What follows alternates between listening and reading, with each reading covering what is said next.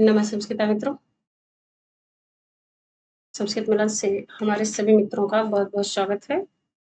हम लोग पूर्व में पढ़ रहे हैं, जिसमें से हम लोगों ने इसके पहले के सारे श्लोकों को पढ़ रखा है। आइए, आज हम लोग 62 नंबर का श्लोक पढ़ते हैं, मंदाक्रांता छंद में, इसमें हम लोग 4, 6 और 7 वर्णों पर यति कर रहे हैं।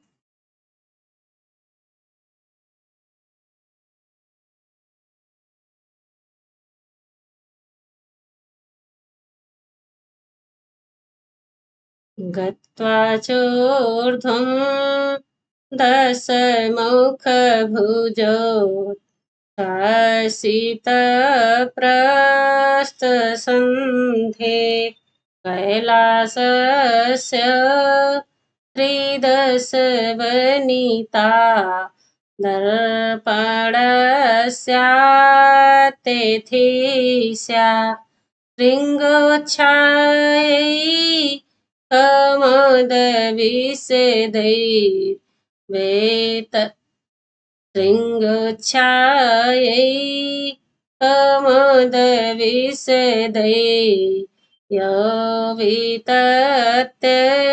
स्थितखं राशीभूता प्रतिदिनमिव त्र्यम्बकस्याट्टहासा राशीभूता प्रतिदिनमेव त्र्यम्बकस्याट्टहासा।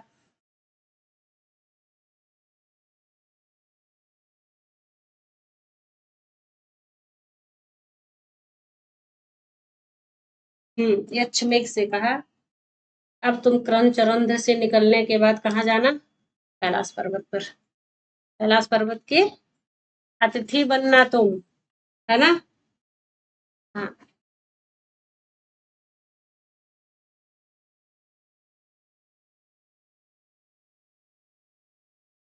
देखिए, ऊर्ध्वम, देखिए, ऊर्ध्वम मतलब ऊपर, चा मतलब और पीछे से जोड़ करके ऊपर की ओर, गत्वा मतलब जा करके, गम धातु अत्व प्रत्यय, जा करके है। 10 मुख मतलब 10 मुख किसके हैं? रावण। रावण की भुजा उच्छ्वासित प्रस्थ संधे, रावण की भुजाओं के द्वारा, उच्छ्वासित मतलब जो शिथिल किया गया है, उखाड़ा गया है। उच्छ्वासित मतलब उखाड़े गए। प्रस्थ संधे, जिसके, जो प्रस्थ संधे मतलब, संधे मतलब जोड़, अप्रस्थ मतलब दरार आ गई है जिसमें, ना, जिसमें दरारें आ गई हैं, जो फट गया हो। संधे मतलब जिसके जोड़। ऐसे कैलाशस्य, कैलाश के अतिथि स्याह तुम, अतिथि बनना, तुम अतिथि होना। किसको कह रहा है? यक्ष कह रहा मेघ से कि अब तुम ऊपर और ऊपर जाओगे तो तुमको क्या मिलेगा? कैलाश पर्वत मिलेगा। वह है कैसा? तो वह विशेषता बता रहा, जो 10 मुख रावण है, उस कैलाश पर्वत को अपने भुजा से उखाड़ कर, प्रस्थ उखाड़ने से, जैसे अपने भुजा से वह उसको कैलाश पर्वत को हिला रहा था, उखाड़ रहा था, तो उखाड़ने से उसमें क्या आ गई है? प्रस्थ आ गई है। संदेह मतलब जिनके जोड़ों में, प्रस्थ मतलब दरार, दर्रा गया है कैलाश पर्वत।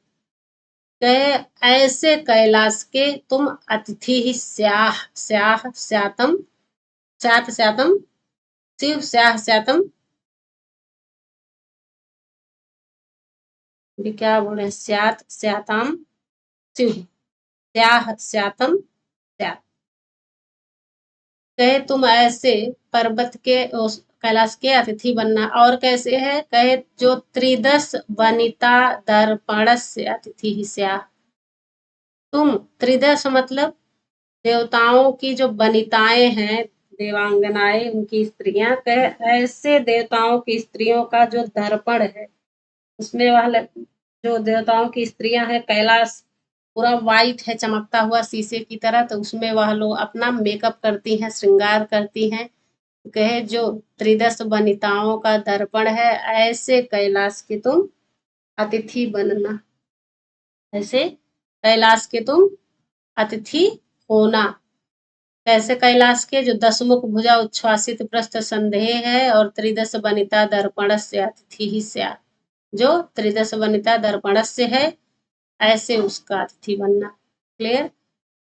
और देखिए कहे यह जो है ना, कहे कैसा है? कुमुद विशदई, कुमुद विशदई, कहे जो कुमुद पुष्पों के समान कैसा है? विशद है, निर्मल है, श्वेत है, सफेद है। ऐसे श्रृंग उच्चाई, ऐसे शिखरों की ऊंचाई, ऊंचाई मतलब ऊंचाइयों से, कहे जो खम आकाश को वितत्य स्थित, जो फैल कर ना, व्याप्त करके, जिसमें वह फैला हुआ है, व्याप्त है, उसमें स्थित होकर, कहे जो कैलाश प्रतिदिनम, मानो वह कैलाश प्रतिदिन राशिभूत है, इकट्ठा किया हुआ, मतलब जिसको आप राशि कहते हैं, तो वह राशिभूत है किसका? त्रयंबक, त्रयंबकस्य अट्टहास, त्रयंबक शंकर जी के, शिव जी के अट्टहास का जो राशिभूत है, यानी कि मानो जो शिव जी अट्टहास करते हैं, हंसते हैं ठहाका लगाकर, वह उन्हीं का वह श्वेत सफेद जो कैलाश पर्वत है, वह राशिभूत है उनकी हंसी का। यहाँ बात किसके बारे में हो रही है? कैलाश पर्वत के बारे में, है ना। दशमुख कौन है? रावण। तो कहा जाता है कि रावण अपने भाई कुबेर को जीत कर वापस आ रहा था, तभी जो उसका पुष्पक विमान रुक गया। रावण ने देखा वहां जो शिव के गढ़ खड़े थे, वह उसको उस पर्वत पर जाने से रोक रहे थे, तो उसको क्रोध आया और उसने कैलाश पर्वत को उखाड़कर फेंकना चाहा ना। तो कहे शिव ने उसको, उस पर्वत को अपने अंगूठे से दबा दिया और वह उस पीड़ा से चिल्लाने लगा। और कहे जब वह उखाड़ लिया, कैलाश पर्वत को उखाड़ना चाहा, तो उसमें क्या आ गया? प्रस्थ संधि, उसके संधियों में, जोड़ों में दरार आ गया। ऐसे कैलाश का अतिथि होना। कहे जो कैसा है? कुमुदनी के समान सफेद है ना। कहे जो अपने ऊंचाइयों से आकाश को व्याप्त किया हुआ है, स्थित है, ऐसा जो वह कैलाश पर्वत है, मानो प्रतिदिन कह रहे हैं त्रयंबक का, शंकर जी के अट्टहास का राशि भूत है। क्लियर है? आगम प्लस अत्वा, दशमुख में दशमुखानी से सह क्या है? बहुव्रीहि समास है ना। दशमुख आप जानते हैं इंपॉर्टेंट है, दशमुख बहुव्रीहि समास है। त्रिदश वनिता,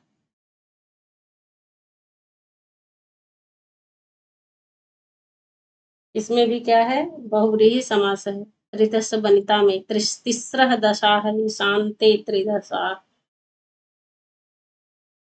हाँ,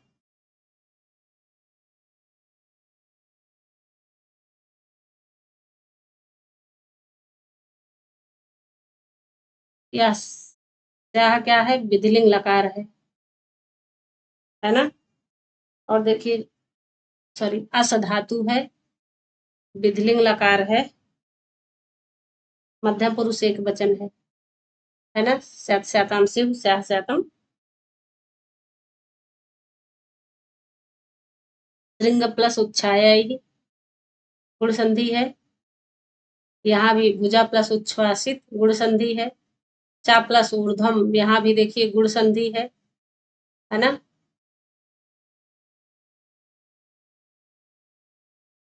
ये तत्व में लप प्रत्यय है, विसर्ग है, तन धातु है, और यहाँ इसमें लप प्रत्यय है।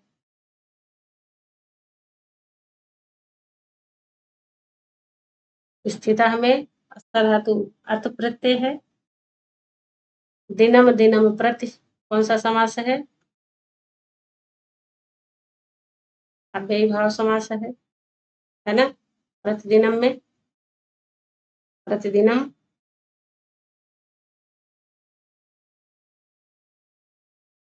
त्र्यंबकस्य त्रिडंबकानि यस्य सह बहुव्रीहि समास है त्र्यंबकस्य में।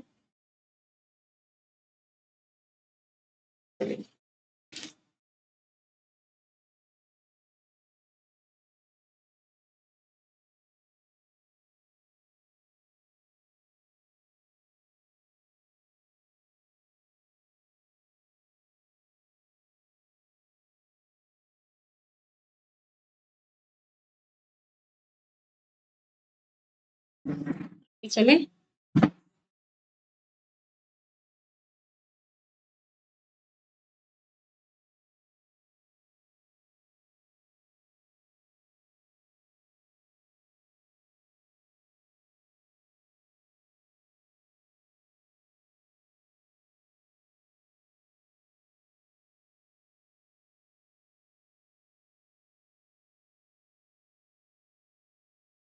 हाँ, आइए आगे चलते हैं।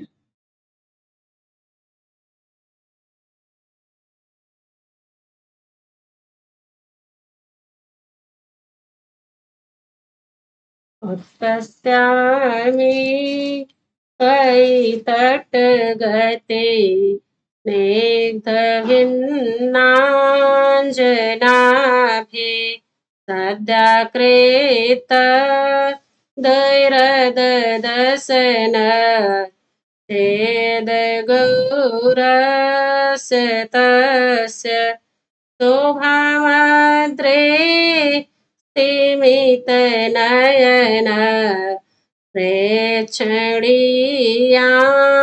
भवेत्रे हंसन्यस्ते सति हलभृत मेचके वाससीव।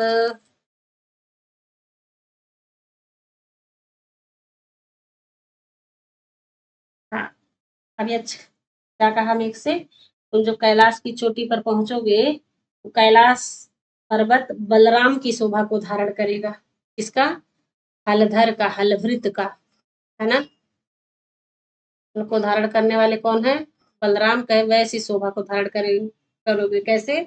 देखिए कहे अद्रेह शोभाम उत्पस्यामि, मतलब कह रहे हैं कि मैं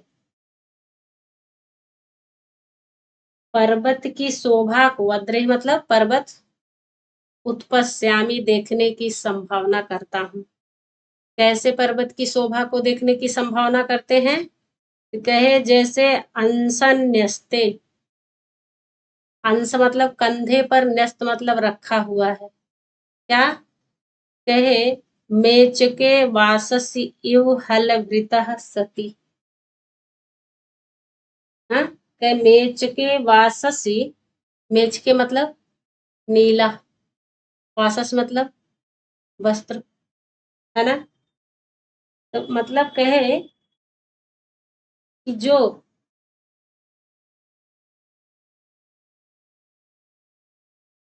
नीला वस्त्र है किसका?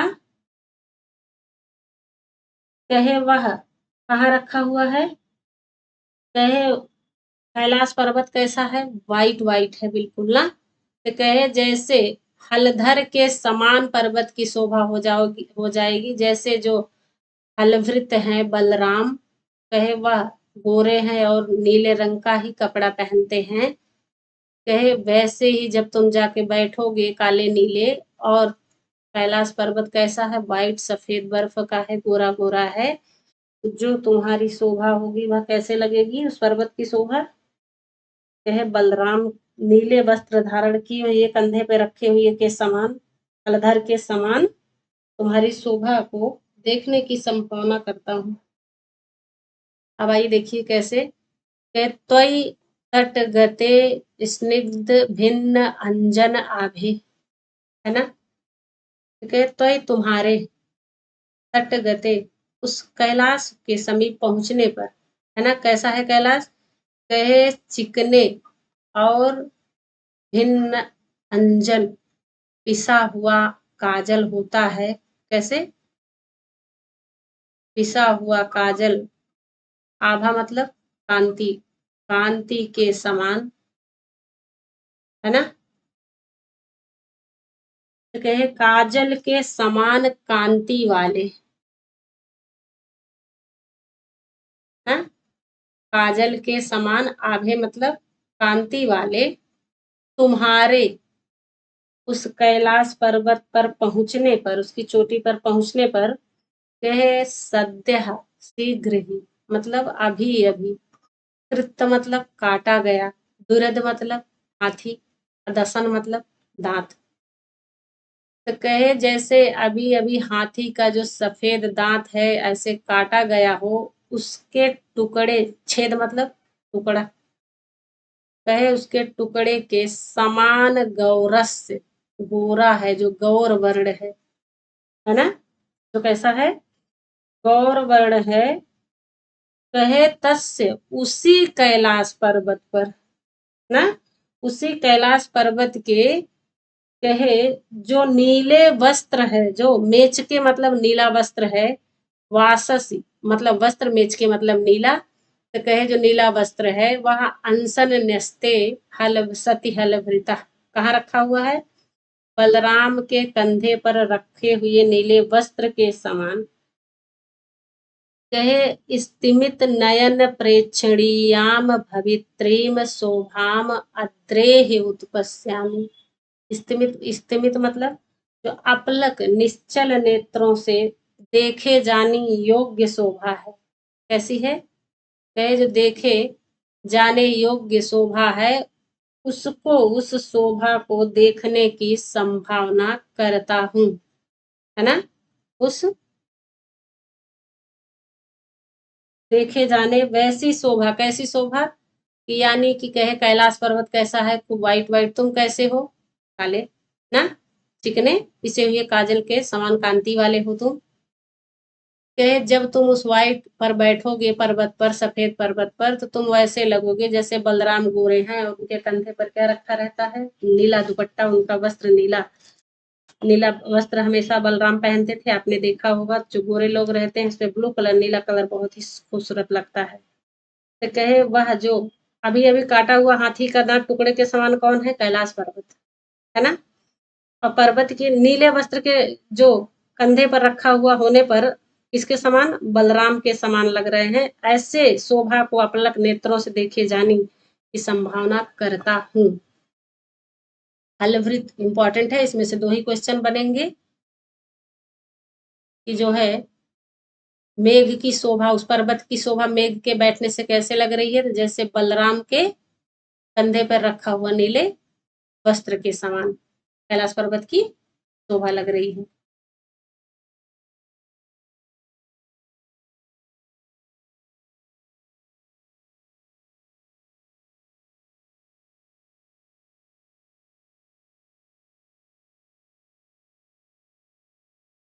हंस मतलब कंधा, नस्ते मतलब रखा होना, रखे होने पर, सती मतलब रखे होने पर, रखा हुआ होने पर, इसके समान हलवृता, हलधर के समान, बलराम के समान।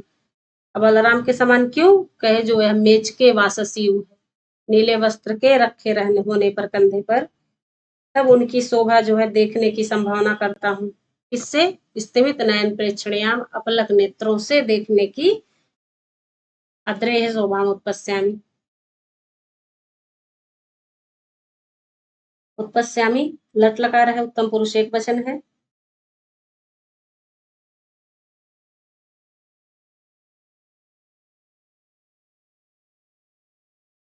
प्रेक्षणीय अनियर प्रत्यय है।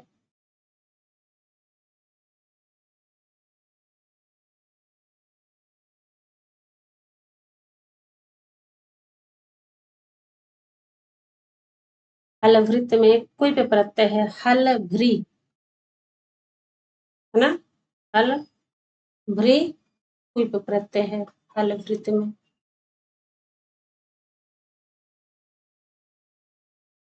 दीर्घ संधि,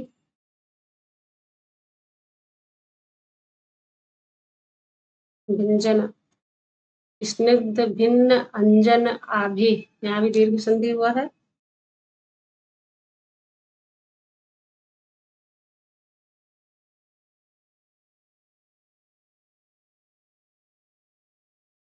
हाँ, तो कृत दुरद दसन छेद गौरस्य तस्य कौन है? तस्य पद से कैलासस्य, कैलाश पर्वत है ना? स्तिमित नयन प्रेक्षणीयाम भवित्रीम अद्रेह शोभाम उत्पस्यामि, कौन? कैलाश पर्वत को, है ना? स्निग्ध भिंजन भिन्न अंजन आभे कौन है? सही, क्या भी सप्तमी मेघ का है, विशेषण है। तटकते मतलब कैलाश की चोटी पर पहुंचने पर तो जो उसकी शोभा है वह हलभृत के कंधे पर नीले वस्त्र जैसे रख दिया गया हो, ऐसे शोभा की दिखने की संभावना करता हूँ। क्लियर है? चले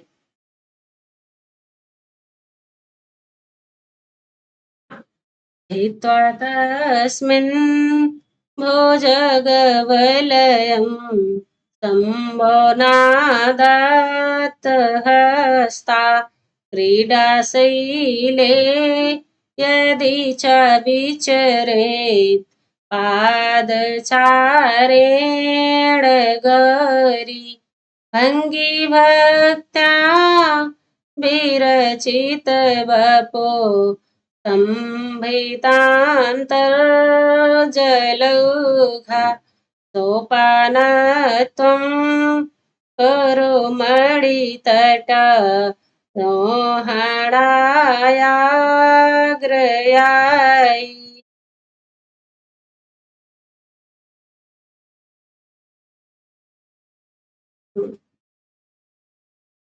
अब देखिए कहे अभी अच्छे मेघ से क्या कह रहे हैं? कैलाश पर्वत पर घूमते हुए तुम भगवान शंकर और पार्वती की क्या कर देना? सेवा कर देना। अब आइए देखिए कैसी सेवा कह रहे हैं करने के लिए।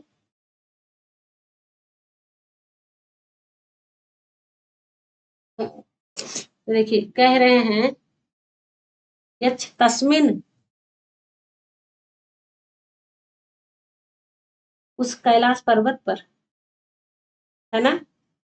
कहे भुजग वलयम हित्वा, भुजग मतलब सर्प, अब वलय मतलब कंगन, फिर कहे जो सर्प रूपी कंगन है, हित्वा मतलब उसको छोड़ करके, कहाँ पहने हैं? हाथ में, शंकर जी। कहे कि उसी कैलाश पर्वत पर सर्प कंगन को, कड़े को छोड़ करके, त्याग करके, इसके द्वारा शंभुना, शिव जी के द्वारा, शिव के द्वारा है दत्त हस्ता, दत्त हस्ता स्त्रीलिंग, दिए गए हाथ वाली, कौन? गौरी।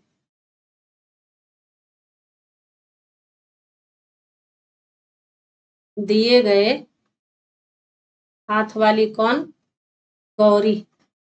शंकर जी अपना हाथ किसको दिए हैं? माँ पार्वती को, गौरी को दिए हैं, है ना? कहे जो पार्वती हैं, कहे यदि चा विचरेत पादचारेण, है ना? कहा? तस्मिन क्रीडा शैले, देखिए उसी क्रीडा शैल पर यदि वह पार्वती पादचारेण मतलब पैदल पैदल विचरण करती हैं, किसके द्वारा? और सॉरी किसके साथ? शंकर जी के साथ। शंकर जी के हाथ में हाथ डालकर कह रहे उन्होंने शिव गौरी को घुमाने के लिए अपना जो सर्प रूपी कंगन है उसको निकाल दिए हैं, त्याग दिए हैं। गौरी जी कहेंगी हमको इससे डर लगता है, पहले हाथ से निकालोगे तब हम तुम्हारे साथ चलेंगे घूमने के लिए। तो कहे वह जो भुजग बलयम है उसको त्याग करके, तो कहे शंभुना शंकर जी के द्वारा दिए गए हाथ वाली पार्वती यदि उस क्रीडा शैल पर पैदल विचरण कर रही हो तो कहे क्या करना? यदि विचरण कर रही हो तो यदि, हाँ, आग्रयाई, आगे होकर, यहाँ आ जाइए, तो क्या करना? आगे होकर अस्तंभित अंतर जलौघ, अस्तंभित मतलब जिसने रोक लिया है, क्या? अंतः मतलब अपने अंदर, जलौघ मतलब जल के प्रवाह को, तुम अपने जल के प्रवाह को रोक लेना यानी कि ठोस बना देना, है ना? क्या कैसे बना देना? कहे विरचित वपुः, वपुः मतलब शरीर, है ना? तो कहे तुम अपने अंदर जल के प्रवाह को ठोस बना करके ना, विरचित मतलब बना करके, तो कहे भंगी भक्त्या वपुः, भंगी भक्त्या विरचित वपुः, यानी कि भंगी भक्त्या मतलब टेढ़े मेढ़े आकार को, मतलब अपना तुम जो शरीर है वह कैसा बना लेना? टेढ़े मेढ़े आकार वाला बना लेना, अपने अंदर जल को रोक करके। तो अपने शरीर को जो है भंगी भक्त्या बना लेना, मतलब टेढ़े मेढ़े आकार का बना लेना। वह आकार में बना करके तुम मणि तट आरोहण, मणियों के तट पर आरोहण मतलब चढ़ने के लिए, सोपानत्वम कुरु सीढ़ी का काम करना, सोपानत्वम कुरु सीढ़ी का काम करना, है ना? जो है शंकर जी और गौरी जी हाथ में हाथ डालकर घूम रहे हैं, कहा उसी क्रीटाशैल मतलब कैलाश पर्वत पर। तो कहे तुम जो है अपने अंदर जल के प्रवाह को रोक लेना यानी कि उसको ठोस बना देना, जमा देना, और अपने शरीर को बपू कैसे बना लेना? भंगी भक्त्या टेढ़े मेढ़े आकार, तभी ना सोपान बनेगा सीढ़ी। कहे सीढ़ी का काम करना, क्या करना? सीढ़ी का काम करना। कहे कहाँ चढ़ने के लिए? मणि तट आरोहण, मणि तट पर चढ़ने के लिए सीढ़ी का काम करना। कौन करेगा सीढ़ी का काम? मेघ करेगा। किसके लिए? पार्वती और शंकर जी के लिए, है ना? भुजग बलयम कौन है? शंकर जी। शंभुना दत्त हस्ता कौन है? गौरी। पादचारण कौन है? गौरी। भंगी भक्त्या कौन है? मेघ। विरचित बपुः मेघ। स्तंभित अंतर जलौघा मेघ। और सोपानत्वम कुरु कौन? मेघ। मणितट आरोहण कौन? पार्वती जी। आग्रयाई मतलब आगे होकर, जब वह पैदल पैदल विचरण कर रही हो तुम आगे होकर उनके आगे जाकर सीढ़ी बना देना तुरंत, जिससे वह मणि का जो मणियों के तट पर चढ़ रही है उसमें उनको दिक्कत ना हो। क्लियर है? शंभुना तृतीया, दत्तहस्ता तृतीया, पादचारण तृतीया, क्रीडा शैले सप्तमी। इसमें धा धातु है, हित्वा प्रत्यय है, यह इंपॉर्टेंट है। ओ सॉरी, क्या बोल रहे हैं? धा धातु अत्व प्रत्यय है, धा धातु स्व प्रत्यय, धा को आदेश हुआ है।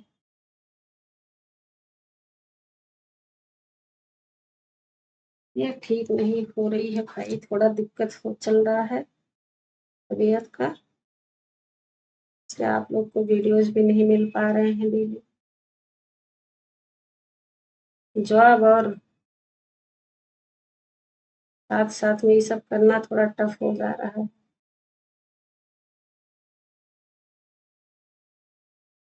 हाँ, आरोहण में देखिए ल्युट प्रत्यय है ना? अंग रू धातु है, अंग उपसर्ग है और रूह धातु है आरोहण में। क्री लोट लकार मध्यम पुरुष एक वचन है, आप जानते भी हैं। चलिए आगे चले। सीढ़ी का काम कौन करेगा? मेघ करेगा। भुजग वलयम कौन है? शंकर जी। शंभुना कौन है? शंकर जी। दत्त हस्ता पार्वती। पादचारण पार्वती। स्तंभित अंतर जलौघा कौन? मेघ इंपॉर्टेंट है। विरचित बहु भंगी भक्त्या मेघ है। सोपानत्वम कुरु भी मेघ है। मणितट आरोहण कौन है? पार्वती। आग्रयाई कौन है? मेघ। चले, बस कुछ भी नहीं है इसमें।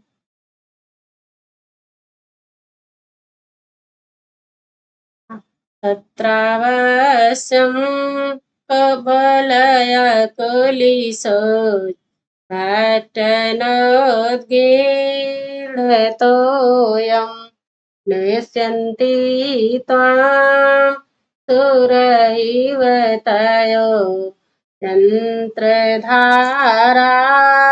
गृहत्वम् ताभ्यो मोक्षास्तव यदि सखे घर्मलब्धस्य न स्यात् क्रीडालोला श्रवणपरुषैः गर्जितैर्भाययेताः।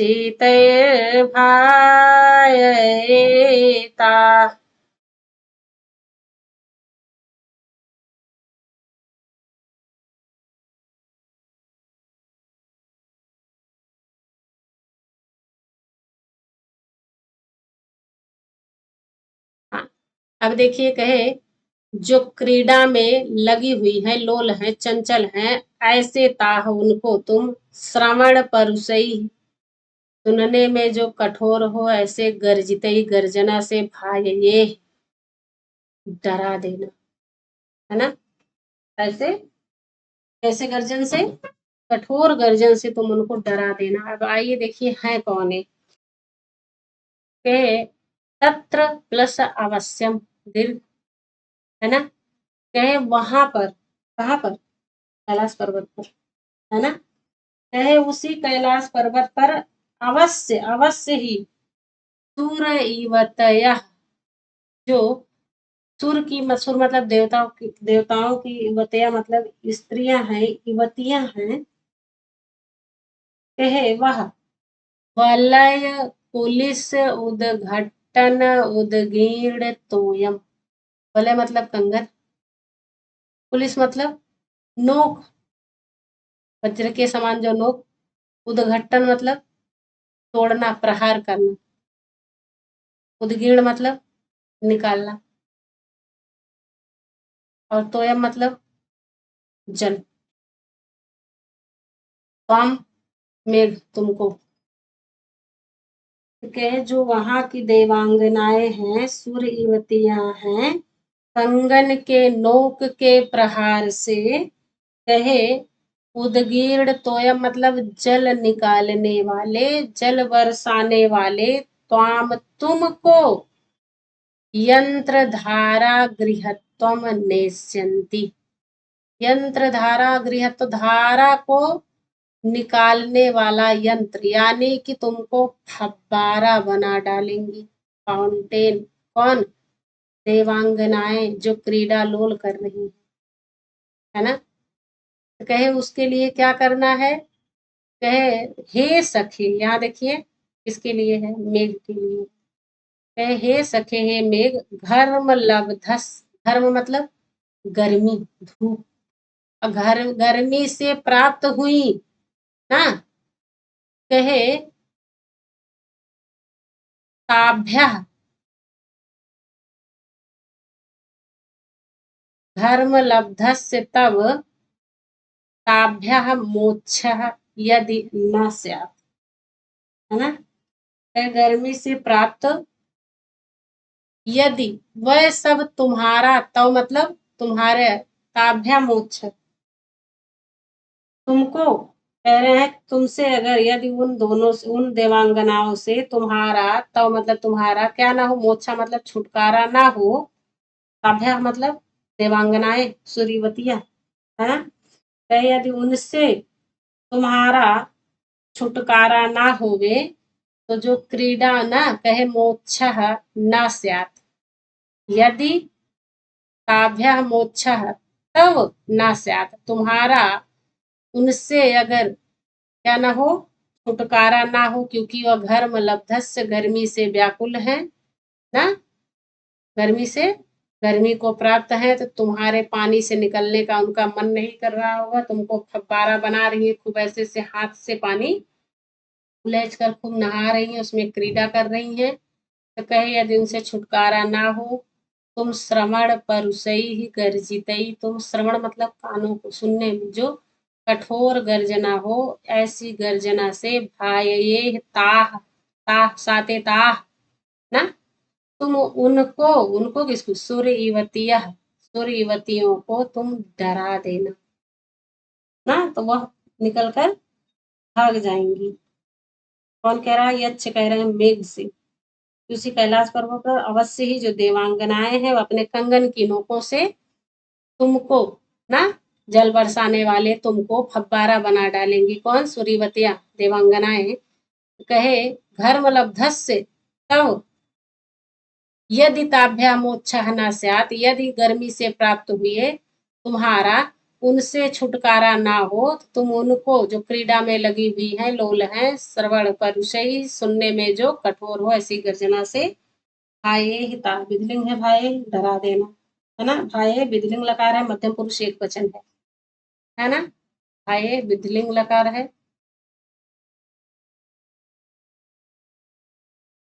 मध्यम पुरुष एक वचन है।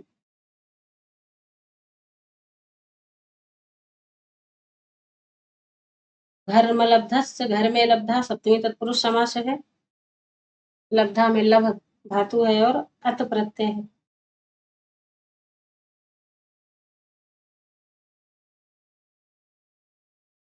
नेशंत नि धातु है, लृट लकार है, प्रथम पुरुष बहुवचन है ना। नि धातु है, लृट लकार है, प्रथम पुरुष बहुवचन है। क्लियर है।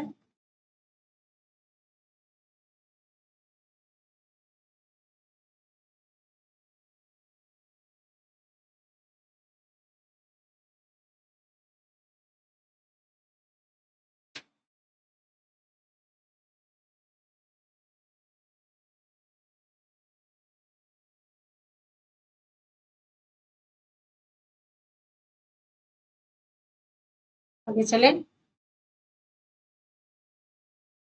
हेमाम्भोज प्रशविसलिलं मानसस्याददानः कुर्वन् कामं क्षणमुखपट प्रीतिमैरातस्य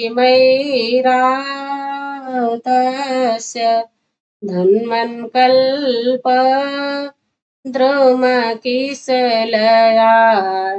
हंसकानिवैवातै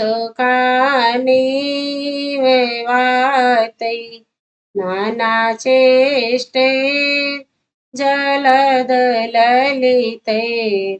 निर्विशेषतं नगेन्द्रम्। अभी अच्छा कह रहा है, तुम भी उस नगेंद्र का, उस पर्वत का खूब अपनी इच्छा अनुसार क्या करना, उपभोग करना, निवेश करना ना। तुम भी खूब क्रीड़ा करके ही जाना, है ना। तो आइए देखिए क्या कह रहा है। अच्छा, तुम कैलाश पर्वत का इच्छा अनुसार ना जी भर करके क्या करना, उपभोग करना। किसका, तम नगेंद्रम निर्विशेष, उस कैलाश पर्वत का। नगेंद्र ने बताया है, नग और नाग ना। तो कैलाश पर्वत का कहे विषेह मतलब उपभोग करना। क्या करना, उपभोग करना।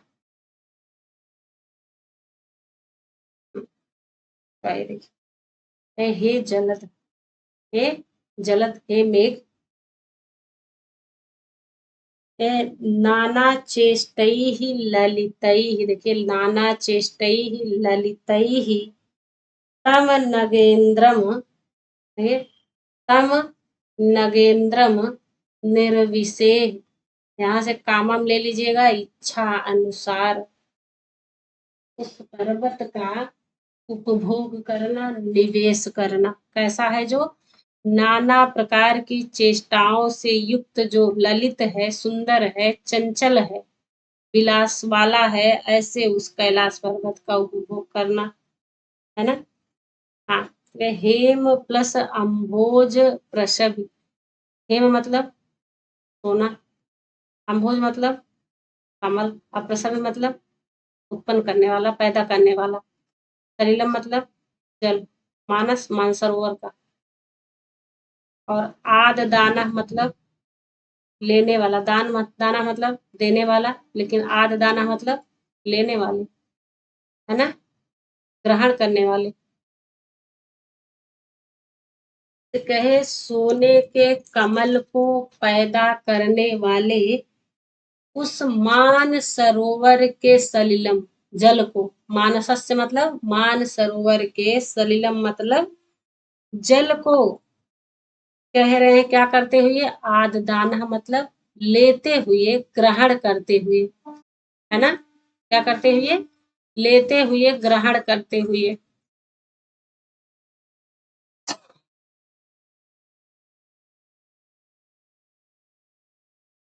लेते हुए तुम,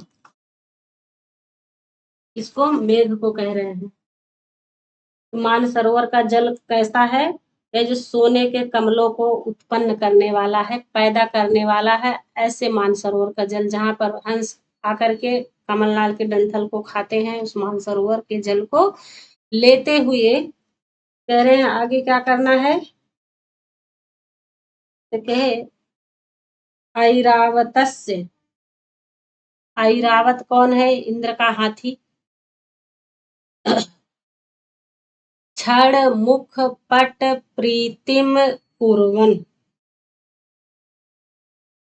के ऐरावत को क्षण भर के लिए मुख पर वस्त्र का आनंद देते हुए, प्रीति मतलब प्रीति देते हुए, प्रसन्न करते हुए, क्षण मुख पट मतलब जो इंद्र का हाथी है, उस पे तुम जब बादल छाएगा तो कैसे होगा, कहे माना कि तुम उसको अपने वस्त्र का, उसके मुख पर वस्त्र का आनंद दे रहे हो, प्रीति दे रहे हो, प्रसन्नता दे रहे हो, ऐसा करते हुए कहे कल्प वृक्ष, देखिए कल्प द्रुम, कल्प वृक्ष, किसलयानि अंशुकानि इव वातैः धुनवन, पूर्वन धुनवन, है ना, कहे वहां करते हुए, क्या करते हुए, कपड़े का उनके मुख पर उसकी छाया देते हुए, जिससे वह उसको प्रसन्नता मिले, वह आनंदित हो, इंद्र का हाथी। अब देखिएगा कल्प द्रुम किसलयान अंशुकान इव वातैः धुनवन, है ना, है, और कल्प वृक्ष के जो पल्लव हैं, किसले हैं ना, कहे मानो अंशुकान मतलब वस्त्रों की भांति, वायु से, वातई मतलब वायु से, धुनवन मतलब हिलाते हुए, है ना, वायु से हिलाते हुए, अनेक प्रकार की, नाना मतलब अनेक प्रकार की चेष्टाओं से और ललितई विलासों से पर्वतराज कैलाश का इच्छा अनुसार तम नगेंद्रम कामम निर्विशेष, इच्छा अनुसार उसका उपभोग करना, किसका, कैलाश पर्वत का। अब इसमें क्वेश्चन बनेगा कि मेघ किस पर्वत का जो है इच्छा अनुसार उपभोग करते हुए जाए, कैलाश पर्वत, तो कैलाश पर्वत का, कैलाश पर्वत कैसा है जो अनेक प्रकार की चेष्टाओं से युक्त है, विलासिता से युक्त है, ऐसे पर्वत का, है ना।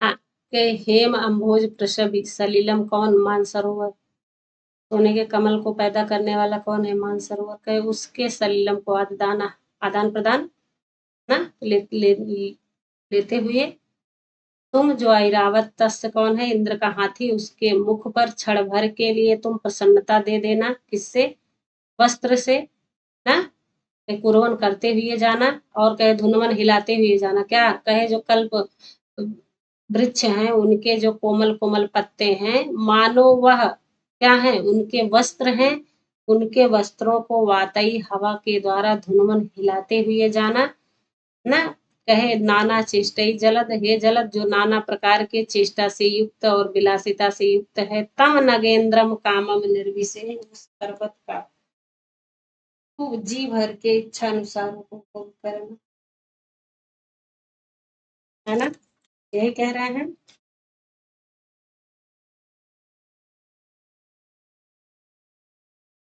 निर्विशेष,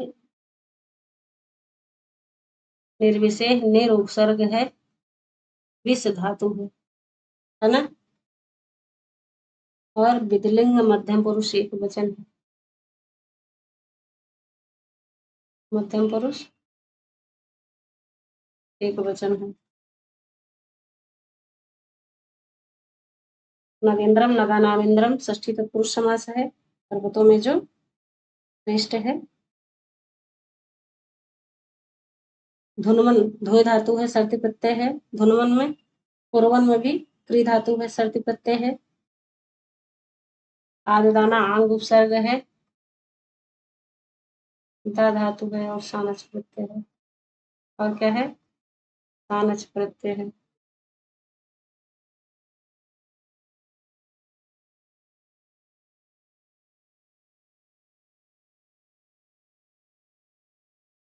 हाँ, चलिए मेरे विषय क्रियापद है।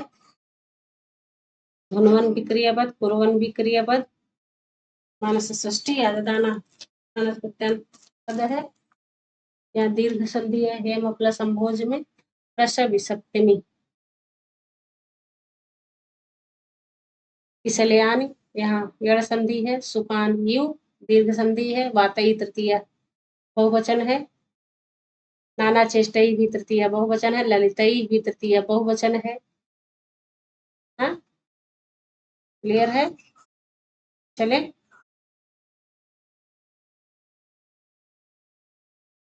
आइए हम लोग पूर्व मेघ के सभी श्लोकों को पढ़ते हुए, आज यह अंतिम क्लास है और अंतिम श्लोक है।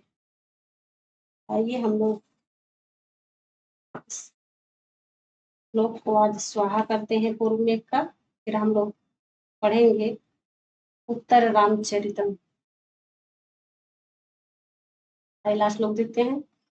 तस्यो संगे प्रणयिनैव त्रस्तगङ्गादकला न त्वं दृष्ट्वा न पुनरलका ज्ञास्यसे कामचारिन् यावत्काले वहति सलिल गारमोच्चैर्विमाना मुक्ता जाल ग्रथितमलकम्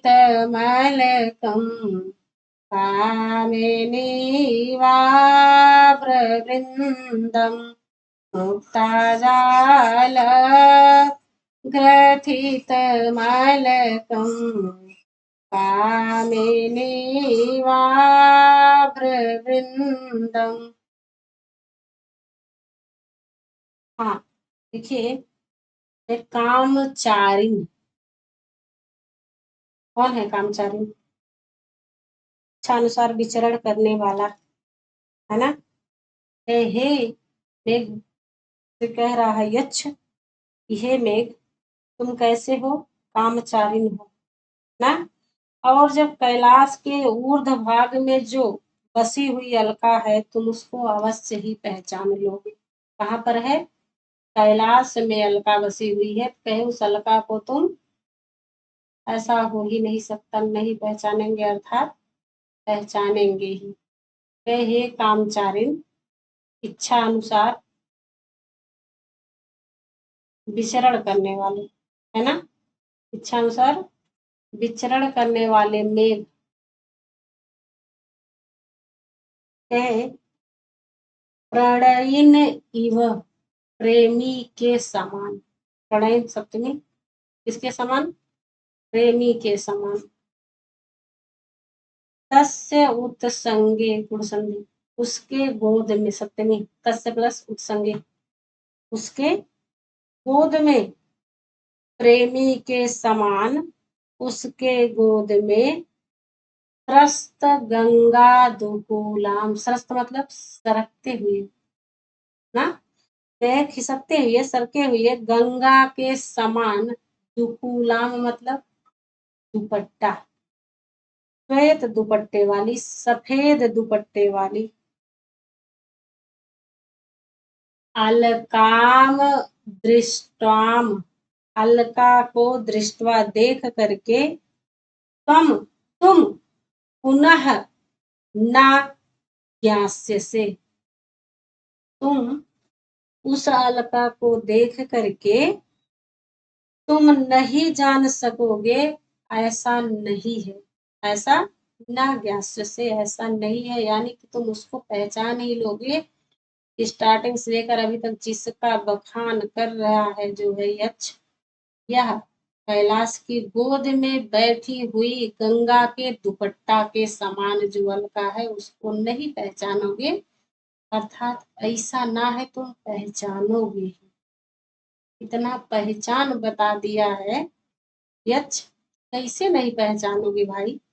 हाँ, तो वही कह रहे हैं कि जो कैसी है प्रणयिनी, प्रणयिनी कौन है, कैलाश, प्रेमी के समान कैलाश है, उसके गोद में कैसे बैठी है, कहे जो सरके हुए गंगा के समान श्वेत दुपट्टा वाली है, ऐसी अलका को देखकर तुम नहीं जानोगे, अर्थात ऐसा ना है।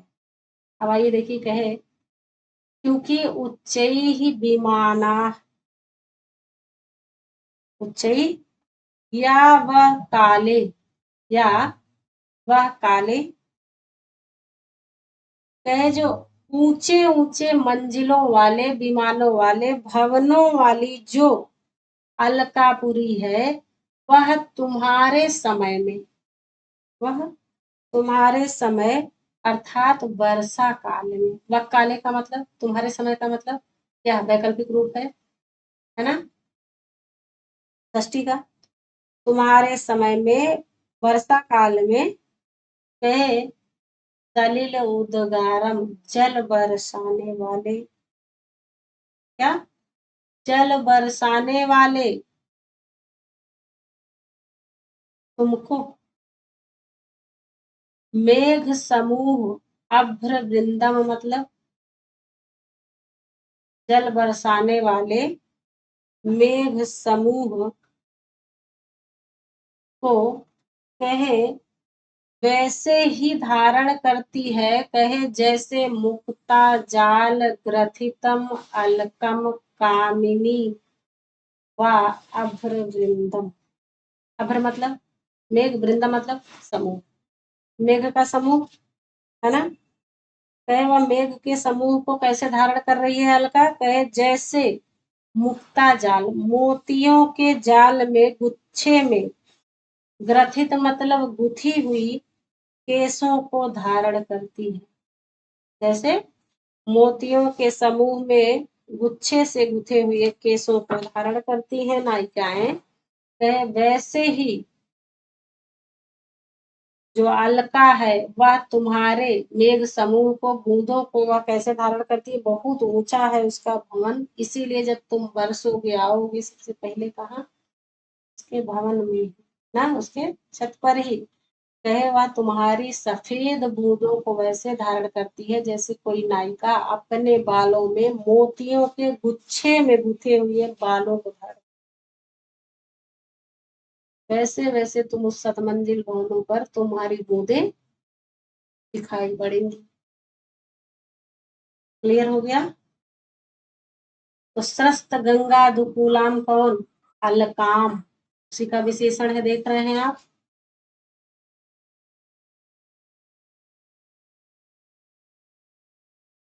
प्रणयिनी कौन, तस्य उत्संगे, तस्य मतलब उसके गोद, किसके, कैलाश के गोद में प्रेमी के समान सरकते हुए गंगा के दुपट्टे के समान, यानी कि प्रेमिका कौन है, गंगा, और वह पहनी है दुपट्टा और वह सरक रहा है, अब कैलाश है प्रेमी, उसकी गोद में गंगा बैठी हुई है, फिर उसको देखकर तुम कैसे नहीं जान पाओगे, था जानोगे, कामचारी में को इच्छा अनुसार विचरण करने वाले तुम, कहे तुम्हारे समय में वर्षा काल में जो वही उच्चई विमाना है अलकापुर के जो मंजिले भवन तुमको वैसे ही बहाती धारण करते हैं, कहे जैसे मुक्ता जाल ग्रथितम अलकम, अलक मतलब बाल, केस को धारण करती हैं मोती के जाले में, मोती के समूह में जो है उठे हुए केसों को धारण करती है, वैसे तुम्हारे अभ्रवृंदम मतलब, अभ्र मतलब मेघ, वृंदम मतलब तुम्हारे सम्मेघ समूह को, तुम्हारी बूंदों को। क्लियर है।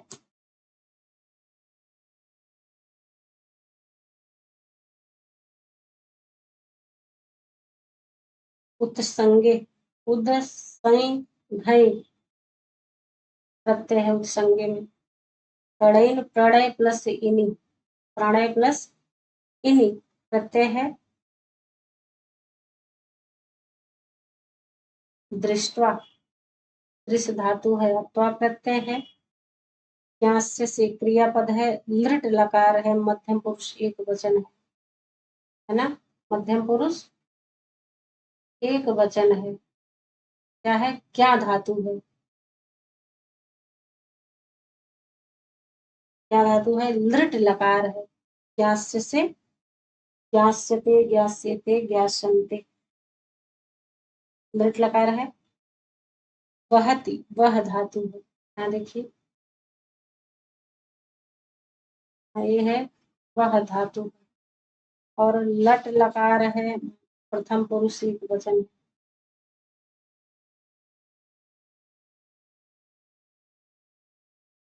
प्रथम पुरुष एक वचन है।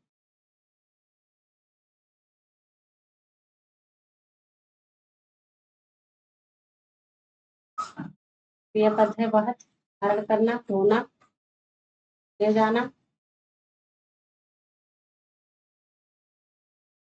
आज हम लोगों ने पूर्व में को स्वाहा बोल दिया है, यानी कि समाप्त कर दिए हैं हम लोग